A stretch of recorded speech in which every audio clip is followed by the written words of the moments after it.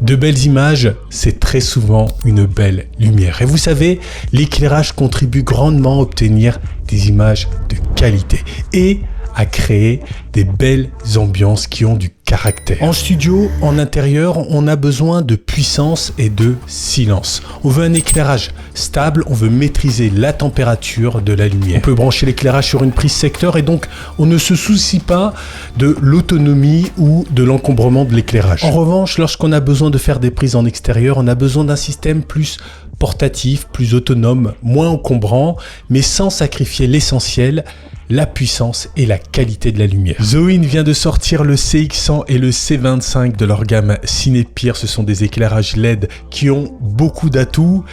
Ils sont compacts, légers. Le CX100 offre une luminosité de 3840 lux et le CM25 de 3360 lux. Ils ont tous les deux un design et une ergonomie très efficace qui va droit au but. Reste au bout de cette vidéo parce que j'organise un tirage au sort pour te faire gagner un CX100. Quand je regarde ces deux produits, je ne peux pas m'empêcher de penser à l'approche du designer Dieter Rams. Sa philosophie du design, c'est moins mais mieux. C'est une approche qui me parle énormément et je trouve que ces deux produits sont une belle illustration du design minimaliste. On retrouve presque tous les codes d'un bon design. Les produits sont utiles et innovants, principalement grâce à leur taille et leur puissance. Le CX100 offre 100 watts portatif avec une autonomie de 30 minutes et le C25 25 watts avec également une autonomie de 30 minutes. Ils sont esthétiques et discrets, les couleurs sont sobres, les lignes servent l'efficacité du produit, on a juste le nécessaire. Il n'y a pas d'écran LCD et les roulettes assurent toutes les fonctionnalités de l'éclairage. On ne peut pas le contrôler à distance via une application. Alors on a ici un design ultra simple. Ça génère quelques contraintes et j'en parlerai juste après. Les deux éclairages sont facilement compréhensibles, on règle l'intensité et la température et c'est tout. On a juste un indicateur à 4 niveaux pour nous signaler le niveau de la batterie.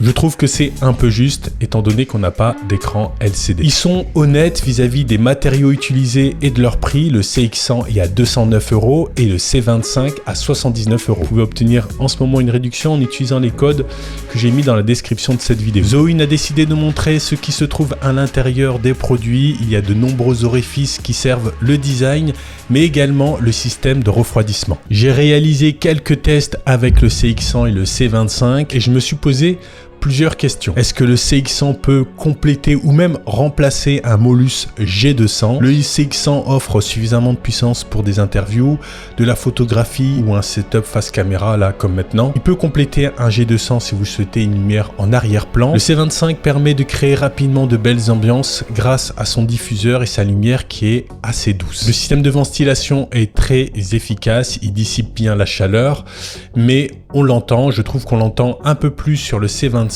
que le CX100.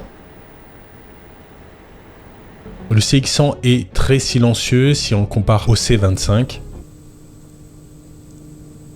Les deux éclairages offrent une lumière plutôt homogène. Le CX100 et le C25 ont un IRC supérieur à 96. Autrement dit, les deux produits restituent correctement les couleurs. Après plusieurs tests, j'ai identifié quelques points faibles. Tout d'abord, l'allumage du CX100. Il faut appuyer une fois sur le bouton et ensuite il faut maintenir le bouton pour allumer l'éclairage. Je trouve le système très lent. J'aurais préféré un interrupteur classique on-off pour le CX100. En revanche, je trouve que le système d'allumage du C25 est plutôt efficace. Le CX100 doit être éteint pour être chargé avec le port USB-C, ce qui est vraiment pas pratique, surtout si tu avais en tête d'utiliser cet éclairage pour un setup streaming. On ne peut pas contrôler le CX100 ou le C25 à distance via une application. Cela signifie que l'éclairage doit être systématiquement accessible et en plus, vous prenez le risque de changer un peu l'orientation de la lumière en le touchant. Il n'y a pas d'écran LCD, les réglages de l'intensité et de la température se font à la louche et vous avez besoin d'un peu de lumière pour bien voir ce que vous faites. Malgré ces faiblesses, je trouve que ces deux produits sont intéressants et particulièrement grâce à leur taille. Vous pouvez les emmener partout et une telle puissance dans une aussi petite taille, c'est juste impressionnant. Alors j'adore le design de ces deux produits, on va à l'essentiel. En revanche, l'autonomie de 30 minutes, Je trouve que c'est plus adapté à la photographie que à la vidéo. Si vous voulez utiliser le CX100 en lumière principale, vous avez besoin d'un diffuseur supplémentaire et d'un câble secteur. J'ai l'impression que la marque a dû faire des compromis pour garder la puissance et la qualité de la lumière. Si on le compare au Molus X100, on voit qu'ils ont retiré l'écran LCD, les effets et le contrôle à distance. Le C25 est très utile pour réduire l'intensité des ombres, éclairer des produits ou créer une lumière en arrière-plan. Je trouve que le diffuseur est plutôt efficace et il offre une lumière assez douce. Si tu souhaites recevoir un CX100 gratuitement à la maison, j'organise avec Zoin un tirage au sort et les règles sont plutôt simples. Commente sous cette vidéo et indique Ciné Pire CX100 en majuscule dans ton commentaire et c'est tout. Le gagnant sera annoncé le 20 mars dans mon espace communauté. Bonne chance à tous. C'est tout ce que j'avais à dire sur le CX100 et le C25. Merci pour ton soutien. Comme d'habitude, n'hésite pas à laisser un pouce vers le haut, un commentaire, à t'abonner si tu n'es pas abonné encore à ma chaîne.